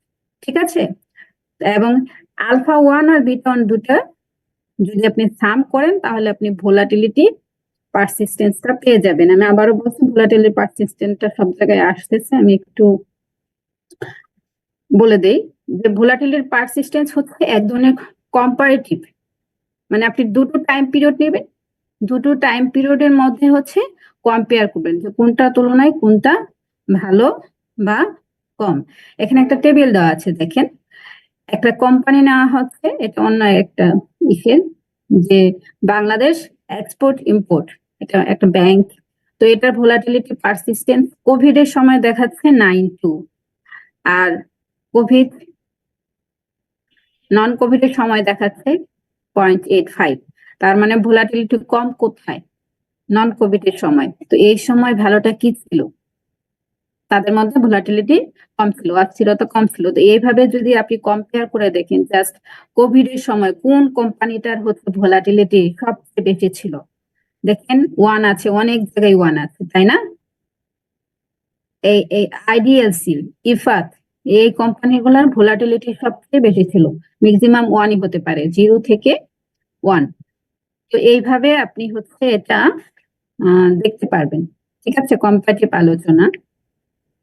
ম্যাডাম হ্যালো বলেন। ম্যাডাম, পারসিস্টেন্সটা কি ভ্যারিয়েশন মানে কনসিস্টেন্সি বোঝাচ্ছে, যে আমার খুব একটা ভ্যারিয়েশন কনসিস্টেন্সি না, পারসিস্টেন্স বোঝাচ্ছে হচ্ছে আপনার ওই ভোলাটিলিটির মেজারমেন্টটা, যে এ কম না বেশি।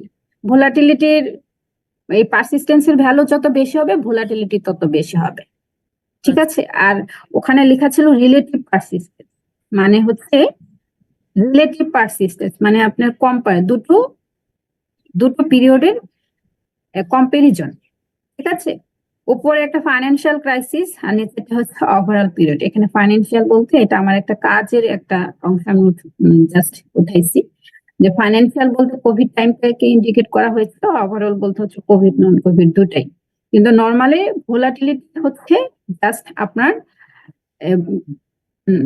পারসিস্টেন্সটা হচ্ছে ভোলাটিলিটিরই একটা হচ্ছে মেজারমেন্ট, যে পারসিস্টেন্সের ভ্যালু আপনাকে বলে দিবে যে ভোলাটিলিটি কম না বেশি। ঠিক আছে, এই এবং এর ভ্যালুটা 0 থেকে 1 এর মধ্যে সবসময় হবে। তাহলে ম্যাডাম যেটা 1 দেখাচ্ছিল ওখানে পারসিস্টেন্সের ভ্যালুটা, তার মানে ওখানে ভ্যারিয়েন্সটা বেশি। হ্যাঁ হ্যাঁ হ্যাঁ, ভ্যারিয়েন্সটা বেশি।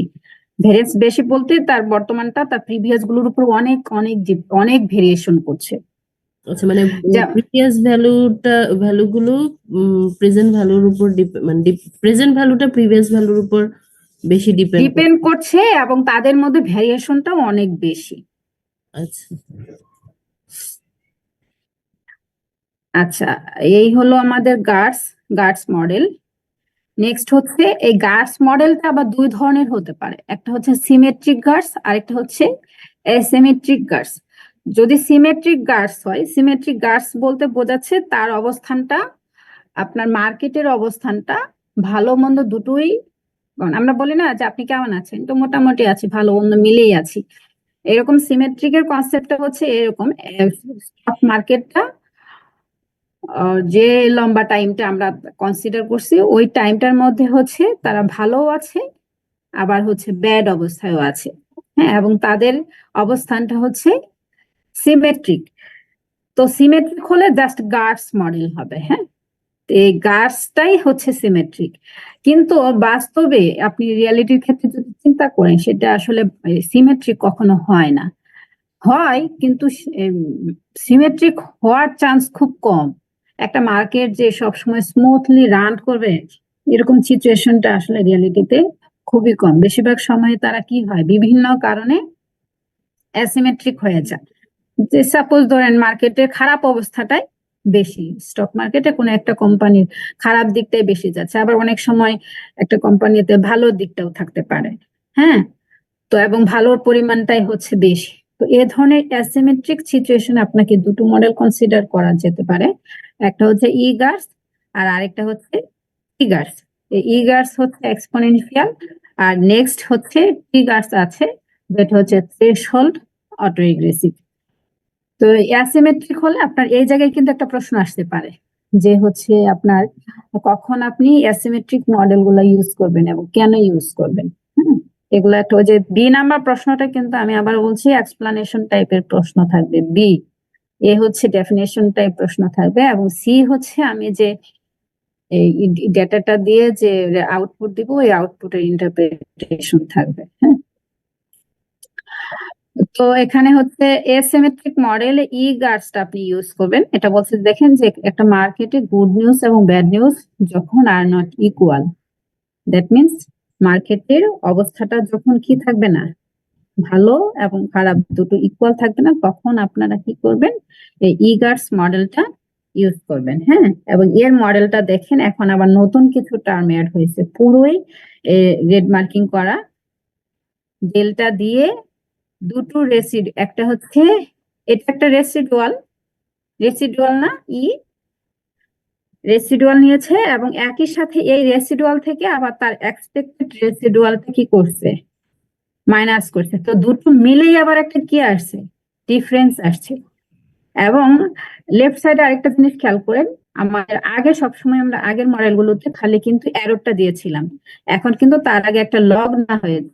তার মানে কি, আপনাদের কাছে কি মনে হয় আগে দুটোর থেকে কি এটা বেটার মনে হয়? আপনারা বলেন তো আমরা লগ কখন নিই,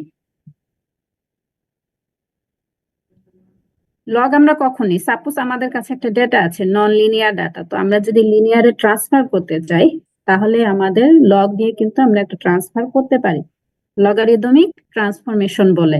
এছাড়া আরো অন্যান্য ট্রান্সফরমেশন আছে।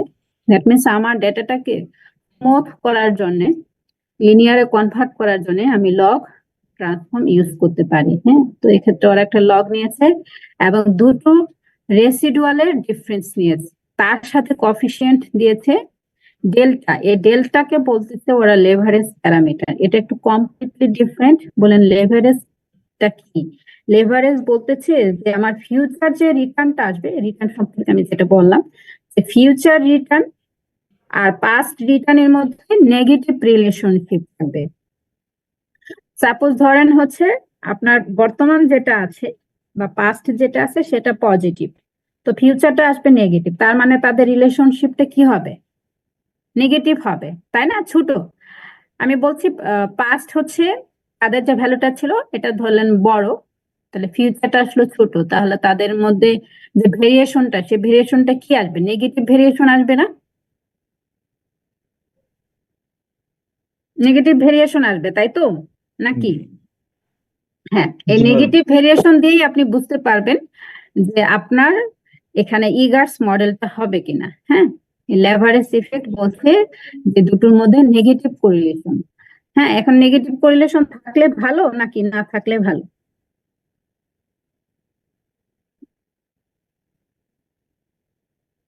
বলেন তো, নেগেটিভ কোরিলেশন থাকলে ভালো নাকি না থাকলে ভালো? না থাকলে ভালো ম্যাডাম। না থাকলে ভালো, কারণ নেগেটিভ কোরিলেশন একটার সাথে আরেকটার কোনো রিলেশনই নাই। তো রিভার্স এখানে একটা রিলেশন। বলছে যে এই ইগার্স মডেলটা ডেল্টা ইজ নেগেটিভ এবং significant, but delta is positive, so there is no leverage effect. যদি কোনো ধরনের লেভারেজ ইফেক্ট না থাকে তার মানে তখন আর আমাদের ইগার্স মডেলটা অ্যাপ্লিকেবল হবে না। তার মানে ইগার্স মডেলটা আপনার কি বলছে? ইগার্স মডেলটা ডিফাইন করছে যে আপনার বর্তমান ভেরিয়েন্সটা তার প্রিভিয়াস ভেরিয়েন্সের সাথে কি নেগেটিভ রিলেশনশিপ এক্সিস্ট করে, এরকম প্রশ্ন আসতে পারে যে আপনার কোন মডেলের মাধ্যমে আপনাকে হচ্ছে আপনি ফাইন্ড আউট করতে পারবেন যে আপনার কোন একটা ইয়ারের ভেরিয়েন্স তার প্রিভিয়াস ভেরিয়েন্সের সাথে নেগেটিভলি রিলেটেড। তো আপনাকে তারপরে আবার বলা যেতে পারে যে ওই মডেলটা আপনি ডিসক্রাইব করেন। হুম এবং এই ইগার্স মডেলের ভোলাটিলিটি মেজার করা হয় কফিসিয়েন্ট β1 দিয়ে। হ্যাঁ, এইটা দিয়ে। তো এইগুলা, এবং এটা আমি পরে দেখাচ্ছি, একটা আছে আমাদের অলরেডি। এটা আপনি কি ডিফাইন করবেন? ভোলাটিলিটি দেখলেন leverage effect measured with gamma. Leverage effect আছে কিনা নেগেটিভ, এখানে দেখেন দুটো কনসেপ্ট। একটা হচ্ছে β1 দিয়ে আপনি ভোলাটিলিটি দেখবেন, আর গামা, এটা গামা না ডেল্টা, ডেল্টা দিয়ে হচ্ছে আপনি দেখবেন হচ্ছে লেভারেজ ইফেক্ট। ঠিক আছে, এই ডেল্টাটা লেভারেজ ইফেক্ট আর β1টা ডিফাইন করছে আপনার হলো কি বলে এটা ভোলাটিলিটি। এখন পর্যন্ত কি বুঝতে পেরেছেন আপনারা?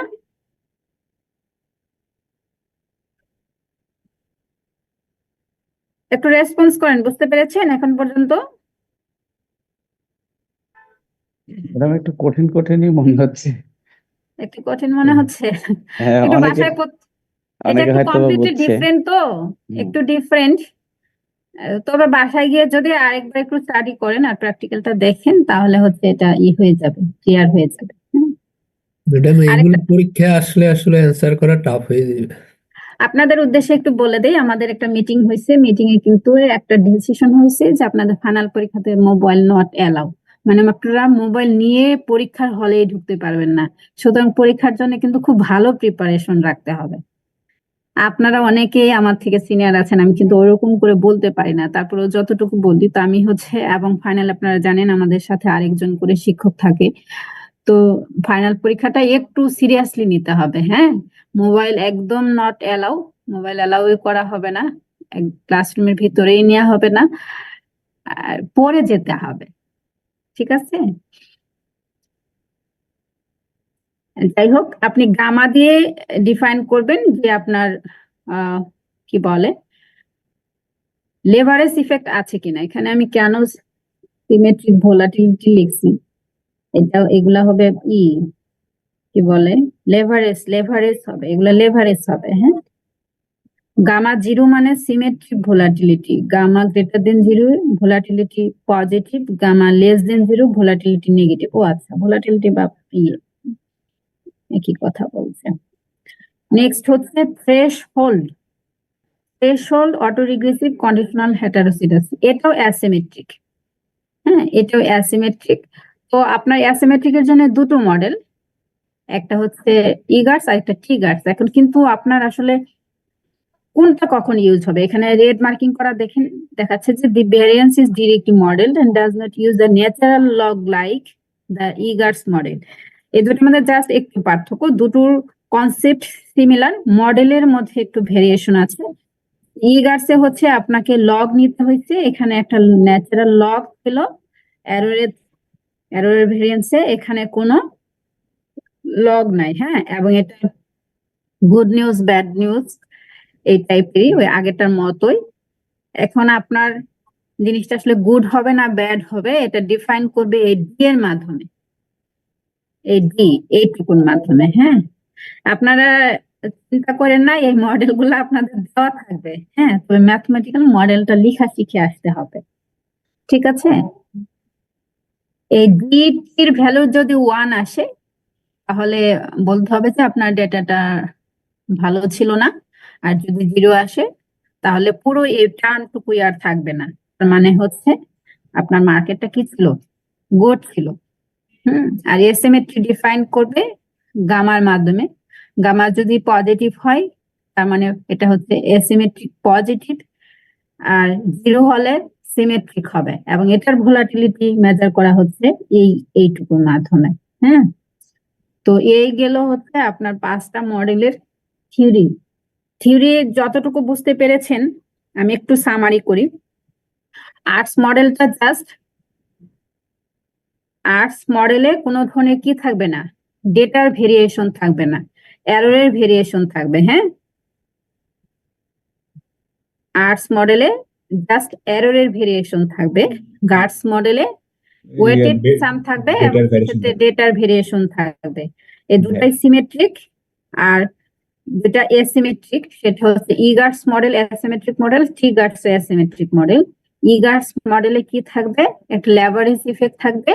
ল্যাভারেজ ইফেক্টটা মানে কি, সেটা হচ্ছে আপনার ভোলাটিলিটি পাস্ট এবং ফিউচারের ভোলাটিলিটির মধ্যে নেগেটিভ রিলেশনশিপ শো করবে এবং এই মডেলের এররের আগে একটা ন্যাচারাল লগ নিতে হবে। কিন্তু থ্রেশহোল্ড যেটা, সেটাতে হচ্ছে এটাও অ্যাসিমেট্রিক মডেল কিন্তু এটাতে কোনো ন্যাচারাল লগ থাকবে না। হ্যাঁ, এখন আপনার মডেল কোনটা হবে সেটা এখানে আমি অনেকগুলো কোড দিয়ে দিচ্ছি কিন্তু কোডগুলো রেজাল্ট এখানে ডিফাইন করা নাই। হ্যাঁ, আমি এখানে একটা আমি এই ডাটাটাই হচ্ছে দিব আপনাদের, কিন্তু আমি একটু দেখাচ্ছি এই ডাটাটার একটা ভেরিয়েবল আছে। আমি এটা দিয়ে দেবো আজকে। এখানে দেখেন এই ডাটাটা আগে দেখেন, শেয়ার প্রাইজের ডাটা। লেকচার কিছুক্ষণের মধ্যে শেষ করে দেবো। হ্যাঁ, আপনারা দেখেন একটা ডেট দিয়ে দিচ্ছে n2 to 5, এটা হচ্ছে 3টা ভেরিয়েবল। হ্যাঁ, এখন এখানে শুধুমাত্র আমার এখানে করে দেওয়া আছে n2 to 5 ভেরিয়েবলের জন্য। আমি হয়তোবা ফাইনালে আপনাদের এই ভেরিয়েবলটা বা এই ভেরিয়েবলটা দুটোর যে কোনো একটা ভেরিয়েবলের জন্য করে দিব। আর হচ্ছে বাকিটা হচ্ছে আপনারা করবেন। এটা একটা এক্সেল শিটের ডাটা। হ্যাঁ, এক্সেল শিট ডিরেক্টলি এখানে ইম্পোর্ট করা যায়। আপনি হচ্ছে এখানে ইম্পোর্ট করতে পারবেন ডিরেক্টলি। হচ্ছে আমরা এখানে এক্সেলটা ইম্পোর্ট করলাম, আমাদের ডাটাটা ইম্পোর্ট হয়ে গেল। হ্যাঁ, ডাটাটা এখন এখানে আপনার শো করবে। এই যে দেখেন শেয়ার প্রাইসের ডাটাটা চলে আসছে। এখন এই ডাটা থেকে এই n2 to 5 যে ভেরিয়েবলটা, এই ভেরিয়েবলটা এখান থেকে আলাদা করে নেবেন। ঠিক আছে, প্রথমত হচ্ছে আপনি ডাটাটা এখানে তো ইম্পোর্ট করা হয়েছে, এই ডাটাটা হচ্ছে আপনি কি করলেন, অ্যাটাচ করে নেবেন। হ্যাঁ, আমার এটা আটটা কেন জানি কাজ করছে না।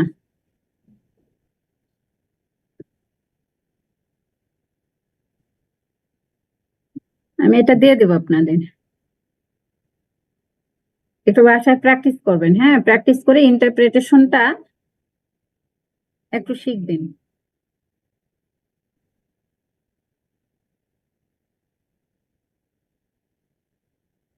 আপনার থিওরিটা বুঝতে পেরেছেন?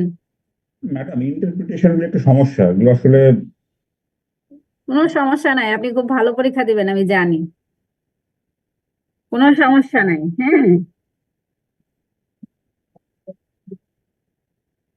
তবে একটু সেলফ স্টাডি করতে হয়, এখানে আসলে সব দেখানোর সময় হয় না তো। Okay madam. এই যে ডাটাটা ইম্পোর্ট করে এখানে চলে আসলো, এখান থেকে হচ্ছে আপনার এই লাইব্রেরি গুলো লাগবে। আপনার সাপোজ যদি এই প্রোগ্রামটা করতে চান, দেখা যাচ্ছে রান হচ্ছে না, একটু চ্যাট জিপিটি বা অন্য কোথাও অনলাইনে হচ্ছে দিবেন, জাস্ট কোডটা লিখে দিবেন যে কোথায় ভুল আছে তোমরা একটু ফাইন্ড আউট করো এবং এটা করে দাও। এবং সাথে সাথে কিন্তু ওরা চেক করে আপনার ভুলটা ধরাই দিবে, আপনি ওটা দিবেন, কোডটা রান হয়ে যাবে। এবং কোন লাইব্রেরিটা কেন দরকার এগুলো কিন্তু তথ্য সব পেয়ে যাবেন। হ্যাঁ, এই যে এখানে অনেকগুলো লাইব্রেরি দিচ্ছি, সবগুলোই আসলে এখানে দরকার। হ্যাঁ, তো আপনার এগুলা হচ্ছে রান করবেন। অ্যাটাচ হয়ে গেল আমার ওই ডাটাটা। এখন যে লাইব্রেরি গুলো লাগবে এগুলা হচ্ছে আপনি নিয়ে নিলেন। দেখেন এখানে এই একটা ডাটা নেওয়া হয়েছে, একটা ভেরিয়েবল ছিল না, 3টা ভেরিয়েবল ছিল, একটা ডেট ছিল। n2 to 5 দিয়ে শুরু কাজ করা হয়েছে এবং এটা স্টেশনারিটি চেক করা হয়েছে। এইটুকু আপনারা পারেন তাই না? ADF test, direct ADF test করা হয়েছে। বলেন তো এটা স্টেশনারি না নন স্টেশনারি? পি ভ্যালু কত আসছে? আচ্ছা, এটা আর আমার বলা দরকার নাই, আপনারা এইটুকুই আপনারা ইন্টারপ্রেট করবেন যে আপনার ডাটাটা প্রথমে কি স্টেশনারি না নন স্টেশনারি। পি ভ্যালু দিয়ে চেক করে দেখে দিবেন অথবা প্লট দিয়ে দেখে দিতে পারেন। তো আপনাদের পি ভ্যালু দিয়ে দিব আমি। হ্যাঁ, পি ভ্যালু দিয়ে চেক করবেন।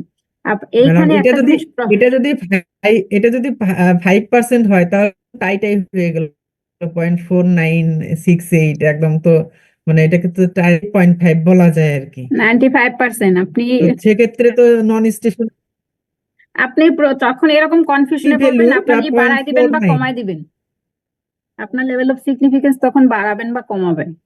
ঠিক আছে, ধরেন এখানে আরেকটা ডাটা আছে ভি ভি না BVSP, এটা যদি দেন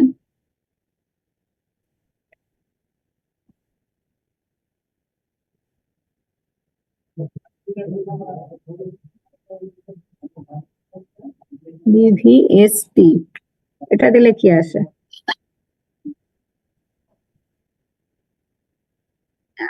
তারপরে আরেকটা কি ভেরিয়েবল ছিল কি CI, এটা যদি দেন, আমি আপনাদের N2 to 5 দিব না, এটা বলে দিলাম।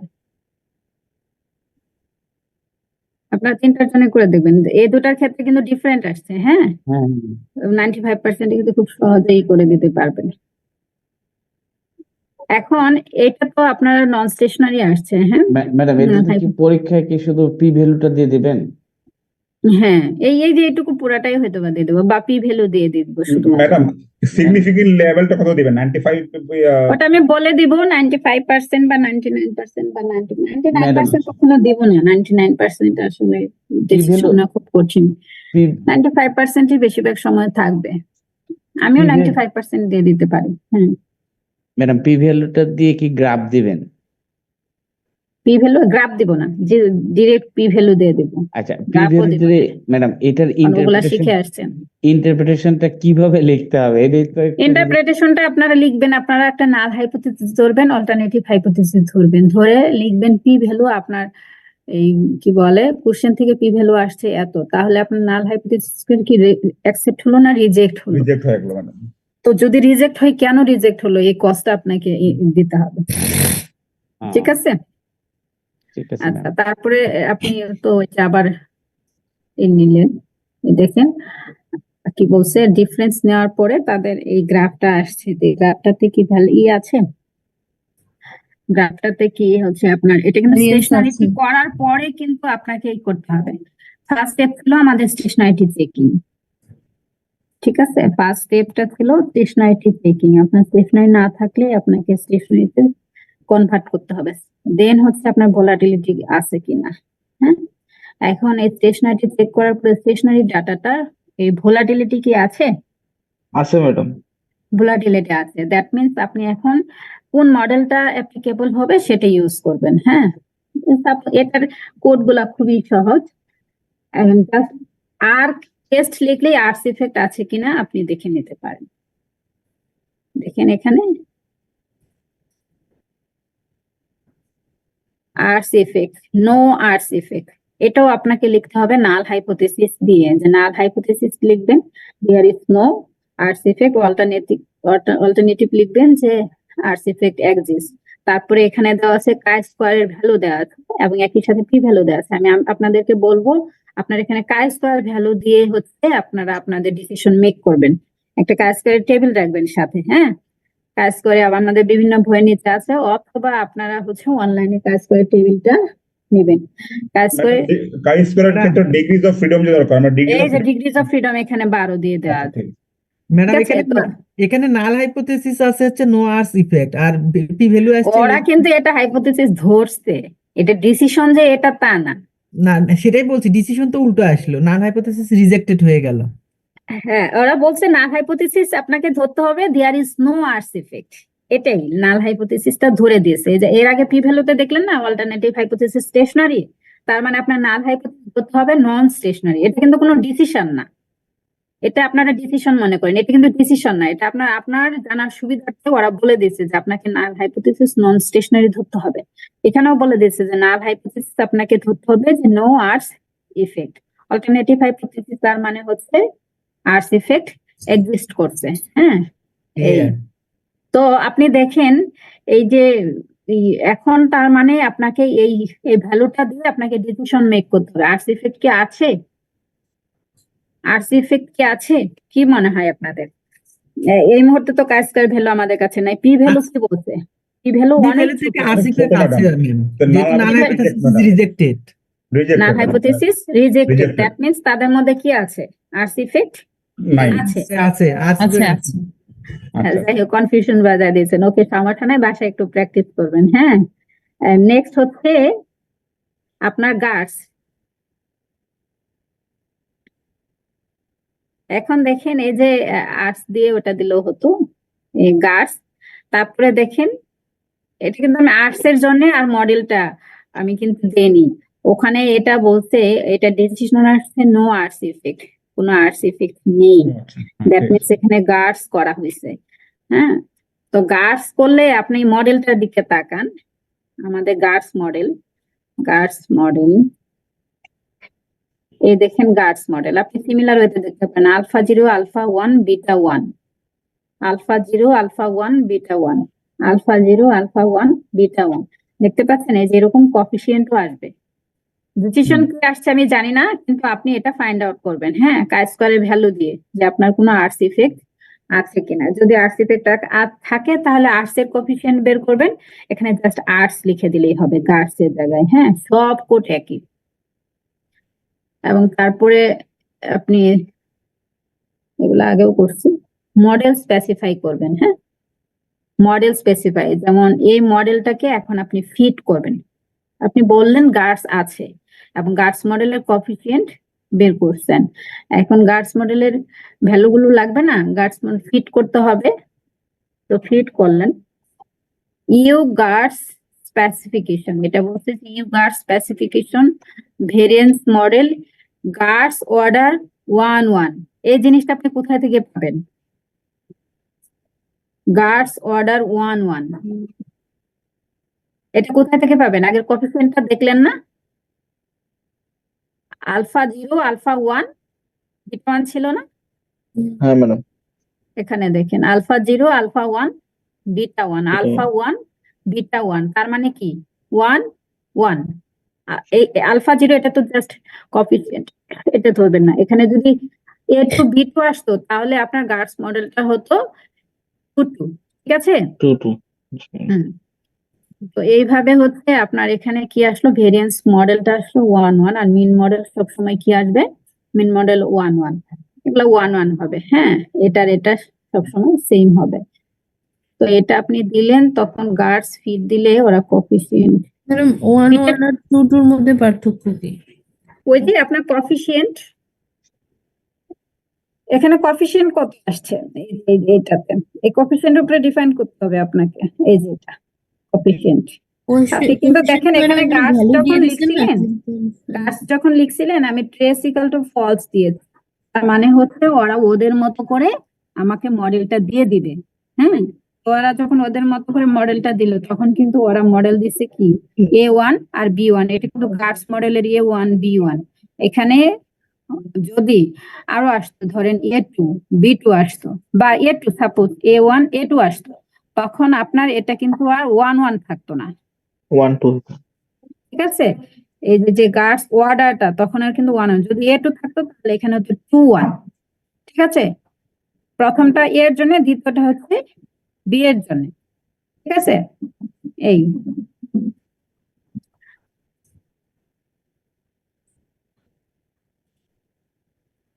এখন দেখেন এই যে এই জায়গায় সব রেজাল্ট দিয়ে দিছে।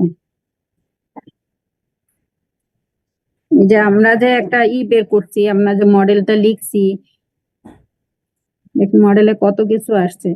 গার্ডস মডেল ফিট বলে দিছে যে এটা কি গার্ডস, আমি এই গার্ডসটা আপনাদের পড়াইনি। GARCH model S GARCH, S মানে হচ্ছে স্ট্যান্ডার্ড গার্ডস। ঠিক আছে? নরমাল ডিস্ট্রিবিউশন ফলো করছে, অপটিমাল প্যারামিটার। এই দেখেন এই জায়গাগুলোতে কি কি আসছে। এখন এই যে এই প্যারামিটার উপর ডিপেন্ড করতে হবে যে আপনার কোন গার্ডসটা ডিফাইন করছে। এখন আপনারা বলেন আপনাদের কোন গার্ডস এর সাথে এটা যায়। কি আছে? মিউ আছে, AR1 আছে, MA1 আছে, ওমেগা আছে, আলফা 1 আছে, বিটা 1 আছে। এখন আপনাকে এই কোফিসিয়েন্ট গুলো দেখে বুঝতে হবে, এটা কি হবে? গার্ডসের ক্ষেত্রে এটা তো হওয়ার কথা, আলফা বিটা আছে। Alpha 1 beta 1 standard GARCH. দেখেন এখানে ডেল্টা নাই, ডেল্টা কি আছে? না ম্যাডাম। ডেল্টা নাই, এটা হবে না। তারপরে ডি আছে, গামা আছে, না ম্যাডাম। এটাও নাই। তাহলে এখানে উপরে কিন্তু একটা কথা ওরা বলে দিছিল, হ্যাঁ, স্ট্যান্ডার্ড গার্ড, মানে এটা হচ্ছে একটা স্ট্যান্ডার্ড গার্ডস এর মডেল। তার মধ্যে আলফা, ওমেগা, আলফা, বিটা এই তিনটা আছে, AR1, MA1, এই ER তিনটে। তারপরে মডেলটার বিভিন্ন ধরনের এই যে AIC, BIC দিছে। তো আপনাদেরকে তো আমি পড়াইনি, স্ট্যান্ডার্ড গার্ডস পড়াইছি? না ম্যাডাম। পড়াইনি, কিন্তু স্ট্যান্ডার্ড গার্ড চলে আসছে, আসলে অনেকগুলো গার্ডস। হ্যাঁ, তো যেহেতু পড়াইনি, আপনাদের যদি এই ডাটাটাই আসে তাহলে আপনারা কি দিবেন? ম্যাডাম গার্ডস দিয়ে তাহলে দিবেন, গার্ডস, ঠিক আছে? হ্যাঁ ম্যাডাম। গার্ডস দিবেন, এই যে গার্ডসটা পড়াইছি এই গার্ডসটাই দিবেন। এখানে যেটার সাথে মিলে যাচ্ছে, এই টি গার্ডস। গার্ডসও হচ্ছে না, ই গার্ডসও হচ্ছে না, ডিরেক্টলি এই গার্ডসটা দিবেন, ঠিক আছে? এই গাছটার কোএফিসিয়েন্ট গুলো বের করবেন এবং তার ভোলাটিলিটি বের করবেন। দেখেন আপনার কাছে কিন্তু বলছে যে আলফা 1 আর বিটা 1 হচ্ছে ভোলাটিলিটি। এখন দেখেন এখানে ওরা স্ট্যান্ডার্ড গার্ডস বলছে না, আলফা 1 কত বলছে? RC effect. আলফা 1 কত দিচ্ছে? আলফা 1 কত দিচ্ছে? একটু খেয়াল করেন, আলফা 1 কত দিচ্ছে? 0.505 না কি জানি। নিচে madam. Alpha 1 0.16। That 16। Means GARCH effect আছে, কিন্তু সেটাও কি খুব কম। আর্স ইফেক্ট আছে কিন্তু তার ইফেক্টটা খুব কম। কম। বিটা 1 হচ্ছে আরো কম। আপনার, বিটা 1 কি ডিফাইন করছিল এখানে? বিটা 1 ডিফাইন করছিল হলো আপনার গার্ডস ইফেক্ট। গার্ডস ইফেক্টও আছে, এটার ভ্যালু কম, এবং দুটার সম্মিলিত ভোলাটিলিটি কত দাঁড়াইলো তাহলে? দুটো যোগ করলে আমরা ভোলাটিলিটি পাবো, আলফা 1 আর আলফা 2, দুটো যদি আমি 0.28 সামথিং। 0.28, তার মানে তাদের ভোলাটিলিটি কত আছে এবং কত পার্সেন্ট? 28%। এবং 28%। গ্রাফটা দেখে একটু ডিফাইন করেন, আসলে কি 28% হওয়ার কথা? আসলেই হওয়ার কথা, কারণ দেখেন এই জায়গাটাতে খুব বেশি এবং এই জায়গাটাতে খুব বেশি। মানে এখানে এই যে বলছে 1200, এই জায়গায় হয়তো বা তখন আরো কত 2000 হবে টাইম। কত টাইম নিছে? 2000 যদি ধরেন নিছে, তার মধ্যে খুব অল্প সংখ্যক কিন্তু ভোলাটিলিটি আপ ডাউন করছে, ঠিক আছে? তো এই ডাটাটা দিয়ে এখানে করা আছে, বাকি যে দুইটা ডাটা আছে ওই দুইটা ডাটাতে আপনারা করতে পারবেন না? ম্যাডাম এরকম পারবেন? আসলে পারবো। হ্যাঁ পারবেন, এটাই জাস্ট বলবো। হ্যাঁ, আপনাদের এখান থেকে প্রশ্নটা কেন সহজ হবে আমি জাস্ট বললাম, যে বলবো ওই ডাটাটা, ওখানে আরো দুইটা ভেরিয়েবল আছে, ওই দুইটা ভেরিয়েবল থেকেই আমি বলবো যে আপনারা মডেলটা ফিট করেন, কোন মডেলটা ভালো, দেন হচ্ছে ওটার মধ্যে আর্স ইফেক্ট, গার্স ইফেক্ট বা কোন ইফেক্টটা আছে সেটা একটু দেখবেন, এই কোএফিসিয়েন্ট গুলো দেখে দেন হচ্ছে ভোলাটিলিটিটা মেজার করবেন এবং সেটা ইন্টারপ্রেট করবেন, ঠিক আছে? ম্যাডাম আউটপুট তো দেওয়াই থাকবে তাই না? তো হ্যাঁ আমি হ্যাঁ হ্যাঁ, ফিট আউটপুট করানোর কোনো আপনারা বাসায় প্র্যাকটিস করবেন ওই দুইটা ভেরিয়েবলের জন্য, আমি এটা বলছি, ঠিক আছে? এটা যেমন বিভিন্ন প্লট টটও করা যায়, এই যে এরকম বিভিন্ন প্লট টটও করা যায়। এটা একটা কি দেখাচ্ছে এখানে? সিমেট্রিক দেখাচ্ছে, নিউজ ইম্প্যাক্ট কার্ভ। তারপরে যেটা ফরকাস্ট করতে পারবেন আপনি, এই যে ফরকাস্ট, নেক্সট 10টা ইয়ারের জন্য ফরকাস্ট করেন। হ্যাঁ, যদি বলে দিতে পারি যে এই ফরকাস্টেড ভ্যালুগুলা, এই ফরকাস্টেড ভ্যালুগুলা কি ডিফাইন করছে, এটা একটা স্ট্যান্ডার্ড গার্ডস বলতেছে বারবার ওরা, বুঝতে পারছেন? তারপরে যে ফার্স্ট ফরকাস্টেড গ্রাফটার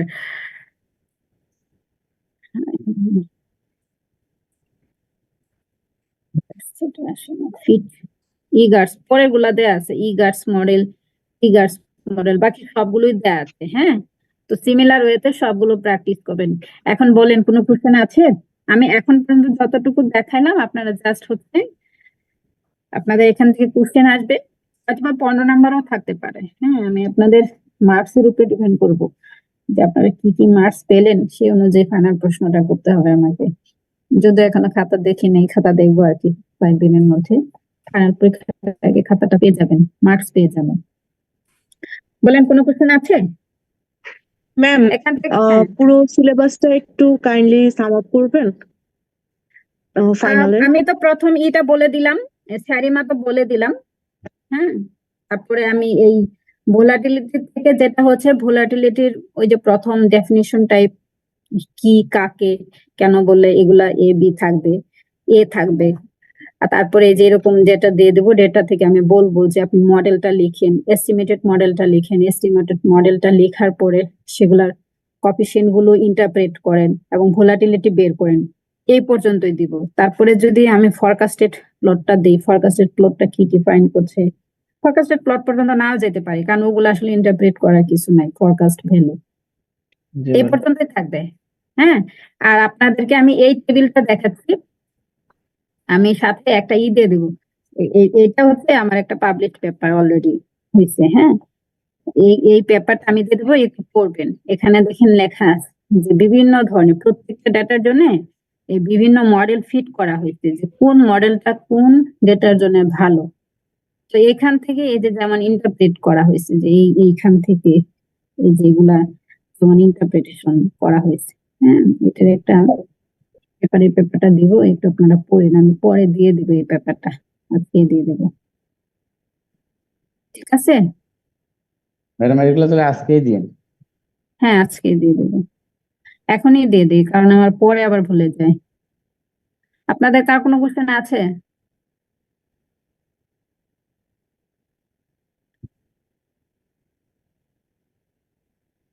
ম্যাডাম কোশ্চেন বলতে হচ্ছে কোশ্চেন টাইপের ও ইটিএস সম্পর্কে একটু বলি। হ্যাঁ ইটিএস ম্যাডাম থার্ড চ্যাপ্টারটা যেটা এখন পড়াইলেন ওটার থেকে আমার মনে হয় একটু কম কোশ্চেন দিলে ভালো হতো, কারণ 10 নাম্বার থাকবে এটা থেকে,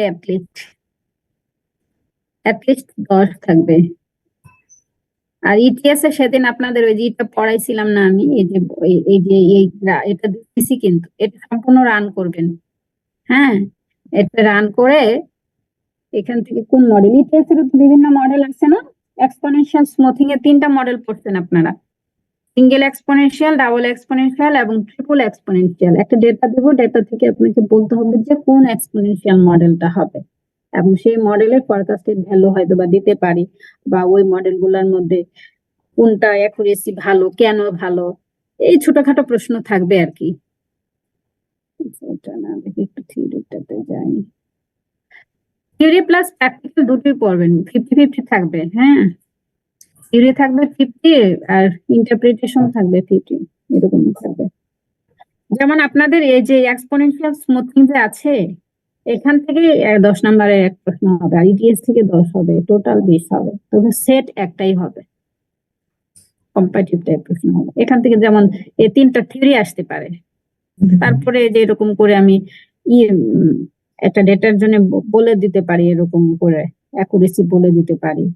বা এখান থেকে আরো প্রশ্ন হতে পারে যে আমি যদি লেভেলটা বাড়াই দেই, 3টা ডেটার ধরেন একই ডাটা লেভেল বাড়ায় দিলাম, 2টা লেভেল দিলাম, এবং তাদের রেজাল্ট থাকলো আপনার সামনে, সেক্ষেত্রে কি ধরনের ইন্টারপ্রিটেশন হবে। ঠিক আছে? তারপরে ইটিএস থেকে থিওরিটিক্যাল প্রশ্ন হবে, ইটিএস মডেল লিখতে বলবো, এই মডেলগুলো একটু শিখবেন। হ্যাঁ, যে কোন মডেলটা কিভাবে লিখতেছেন, অ্যাডিটিভ মডেল হলে কেমন হবে, মাল্টিপ্লিকেটিভ হলে কেমন হবে। আপনাদের কি থিওরি দিলে ভালো হবে এখান থেকে ইটিএস? আমার তো মনে হচ্ছে ম্যাডাম এমসিকিউ দিয়ে দিলে ভালো হয়। এখন যত হচ্ছে কঠিনই ম্যাডাম মনে তাও হচ্ছে। ইটিএস থেকে মনে হচ্ছে কি মানে কিছু একটা লেখা এমসিকিউ যাবে। দেওয়া যাবে না, final question practical ETS a practical বাদ দিয়ে থিওরি দিয়ে দেওয়া যেতে পারে, এবং ওখান থেকে লেখা যেতে পারে। তবে ওই এক্সপোনেনশিয়াল স্মুথিং থেকে একটা ইন্টারপ্রিটেশন টাইপ প্রশ্ন থাকবে, সহজ প্রশ্নে থাকবে, আশা করছি সহজ প্রশ্নে করবে। ম্যাডাম আপনি আরেকটা ম্যাডাম যে প্রবলেম হয় আমাদের, মানে ধরেন আমাদের ক্লাস তো ফ্রাইডেতে হয়, এখন ম্যাডাম স্লাইড গুলো এত পরে দেওয়া হয় কারণ আমাদের হাতে আসলে সময় থাকে না, মানে আমি এখনই আপনাদেরকে সব দিয়ে দিচ্ছি, কারণ এখনই আমাদের সব দিয়ে দিচ্ছি। স্যাটারডেতে হয়তো কারো কারো বন্ধ থাকে, ওই দিন হয়তো একটু গুছানোর টাইম থাকে, আর বাকি দিনগুলোতে আসলে অফিস করে আসলে এগুলো গুছানোর সময় থাকে না। এখনই দিয়ে দিচ্ছি আপনাদের সব কিছু। তাড়াতাড়ি দিয়ে দিলে, এই যে এখন ম্যাডাম বলতেছেন যে সবই লাস্ট উইকে, কিন্তু আপনি যখন বলছেন হয়তো কিছুটা বুঝতে পারছি, বাট এখন কিন্তু কোনোটাই কানেক্ট করতে পারতেছি না, কারণ দেখতেই পারি নাই। আমাকে নক করছিল একজন, কিন্তু হচ্ছে আমি শুরুতে ভুলে গেছিলাম। পরে যখন আবার নক করছে তখন আমি আবার দিয়ে দিছি। ম্যাডাম এক্সামে 10 মার্ক এমসিকিউ দিয়ে দেন। জি ম্যাম, টাইম সিরিজ আমার সহজ, এত আপনারা টেনশন করেন না, এত প্রেশার নিয়েন না। টাইম 10 সিরিজ মার্ক সহজ। 10 মার্কস এমসিকিউ দেন ম্যাম। আমার মনে হয় যে কিছুটা হলেও লেখাটাকে যাবে, টিক টিক করা যাবে। আমরা অ্যান্সার গুলো তুলে দিলাম। এমসিকিউ দেওয়ার নিয়ম নেই আমার যতদূর মনে পড়ে। ম্যাডাম ইটিএস থেকে কি বলছিলেন একটু মানে এই যে ম্যাডাম মডেল গুলা যে মানে আর দুটো বলা MCQ যাবে না, হ্যাঁ, আর বলা যাবে না না। ইটিএস মডেল এর এক্সপোনেনশিয়াল স্মুথিং থেকে ইন্টারপ্রিটেশন প্রশ্ন আসবে, আর ইটিএস থেকে হচ্ছে থিওরিটিক্যাল প্রশ্ন আসবে। যা, এইটুকু বলে দিলাম। ম্যাডাম থিওরি কি পড়বো? থিওরি লেকচার দিছি ওটাই পড়বেন, যে স্লাইডটা দিছি ওটা পড়বেন। অনেক বড় তো স্যার ম্যাডাম, 39 পেজের। 39 পেজ কোনো পেজ হলো? আমি তো দেখি আমাদের অনেক শিক্ষক 100 পেজ দিয়ে দিছি। আসলে যান, মুখস্থ করা তো সম্ভব না। মুখস্থ করবেন না, বুঝে বুঝে পড়বেন। ঠিক আছে, আমরা এখন লিভ নেই, হ্যাঁ? আপনাদের আর তো মনে হয় কোনো কথা থাকার কথা না। আপনাদের অ্যাটেন্ডেন্স দেওয়া লাগবে না, কারণ আপনাদের হিস্ট্রি এখানে আমার রয়ে যাবে। হ্যাঁ, ওখান থেকে আমি অ্যাটেন্ডেন্স নিয়ে নিব। ম্যাম আমাদের এক্সামটা কি 27 তারিখ হচ্ছে না 3 তারিখ? এক্সাম হুম। আপনাদের এক্সাম 27 তারিখ। ওকে। আপনাদের এক্সাম হচ্ছে 27 তারিখ, দুটো এক্সাম। আপনাদেরটাও ওইটাও দেখলাম 27 তারিখে পড়ছে। আমার দুটো এক্সামই 27 তারিখ।